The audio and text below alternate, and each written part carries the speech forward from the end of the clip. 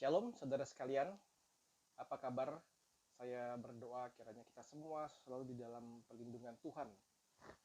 Saudaraku, hari ini kita akan meneruskan lagi renungan singkat yang kita ambil dari Roma pasal ke-12 ayat 1 dan ayat yang kedua. Saya akan bacakan buat saudaraku sekalian, Roma 12 ayat 1 dan yang kedua. Karena itu saudara-saudara, demi kemurahan Allah aku menasihatkan kamu supaya kamu mempersembahkan tubuhmu sebagai persembahan yang hidup, yang kudus dan yang berkenan kepada Allah. Itu adalah ibadahmu yang sejati. Janganlah kamu menjadi serupa dengan dunia ini, tetapi berubahlah oleh pembaharuan budimu, sehingga kamu dapat membedakan manakah kehendak Allah, apa yang baik, yang berkenan kepada Allah, dan yang sempurna. Saudara, saya akan mengawali renungan pada hari ini dengan sebuah cerita yang saya alami kira-kira sudah belasan tahun yang lalu ya, mungkin di tahun 96 97 kira-kira begitu ya. Nah, saudara, pada waktu itu saya bekerja di sebuah kantor finance, lembaga pembiayaan. Kemudian di kantor itu ada kebiasaan setiap beberapa hari sekali, sore-sore hari, seorang bapak datang menjual CD ya. Pada waktu itu masih sangat populer sekali CD. Kemudian yang memang menjadi ciri khas dia, si bapak ini juga suka menjual CD-CD yang porno ya, film-film porno ya, dulu dikenal dengan istilah blue film, blue movie ya. Nah, saudaraku, pada waktu itu dia punya satu orang pelanggan ya. Pelanggan itu teman saya dari bagian yang lain ya. Nah, waktu itu teman saya itu sedang ada di dalam kantor, kemudian dia sedang memfotokopi dokumen ya di ruangan fotokopi ya. Dan si bapak penjual CD itu masuk langsung ke dalam, kemudian tanpa malu-malu dia meneriakkan nama bapak itu ya, dengan kencang, menyebutkan namanya, contoh saja gitu ya, Ali begitu ya, ini Ali ada film baru nih, pesanan lu.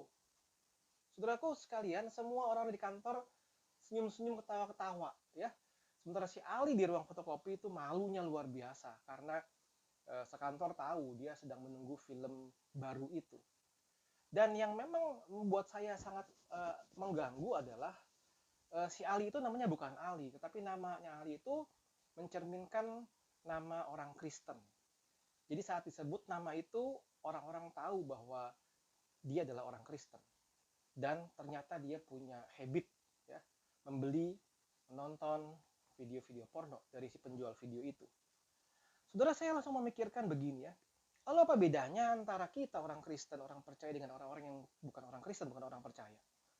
Roma 12 mengatakan dengan jelas ayat yang kedua, jangan menjadi sama, jangan menjadi serupa dengan dunia ini.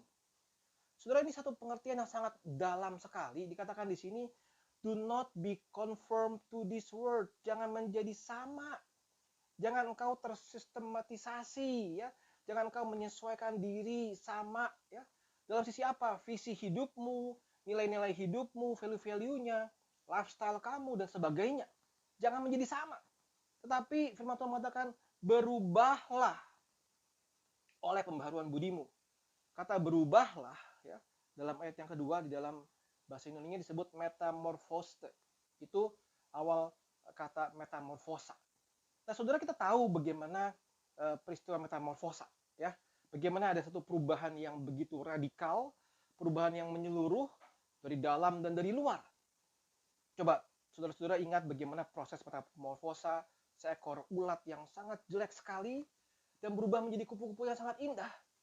Nah, itu yang namanya berubah oleh pembaharuan budimu, itu yang namanya transform, metamorfosa. Nah, Tuhan berkata di sini, jangan jadi sama dengan dunia, tapi engkau harus berubah. Jangan jadi sama dengan nilai-nilai dunia, engkau harus berbeda. Engkau harus ditransformasi oleh firman Tuhan. Hidupmu harus ditransformasi sehingga engkau bisa mengerti kehendak Allah. Engkau bisa memahami apa yang baik, yang berkenan kepada Allah, dan apa yang sempurna.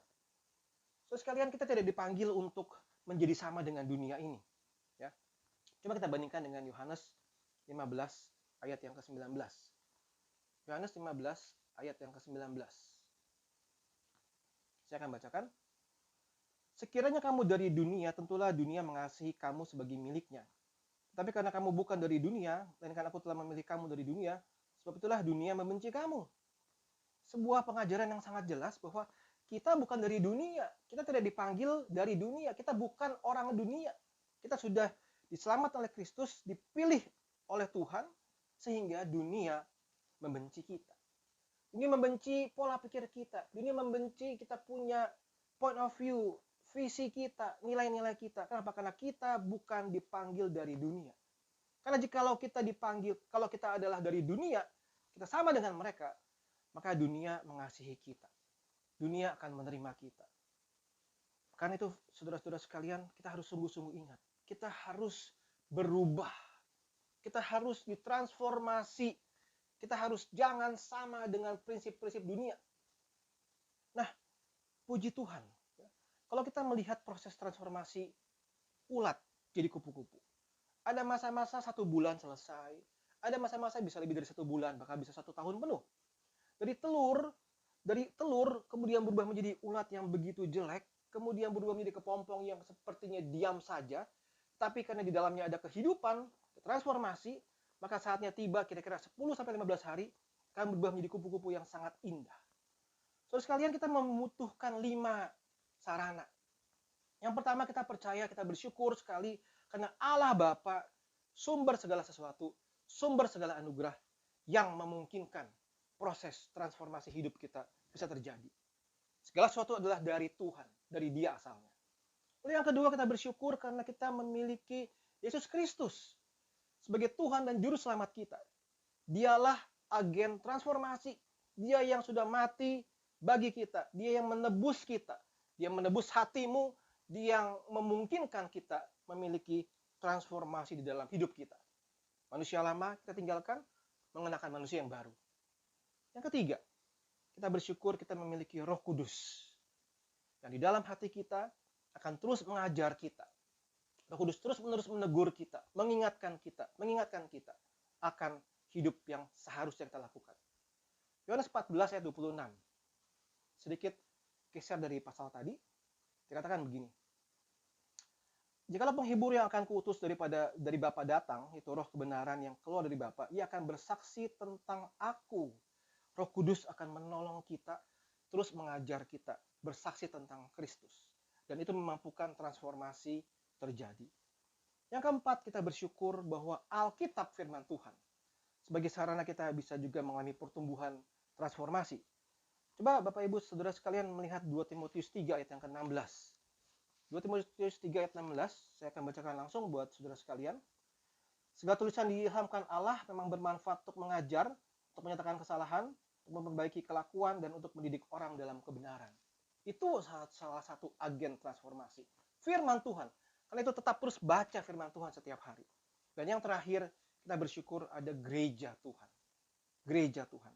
Sebagai sebuah sarana komunitas di mana tempat kita bisa saling sama-sama melihat, mengawasi, mendoakan, dan bertumbuh.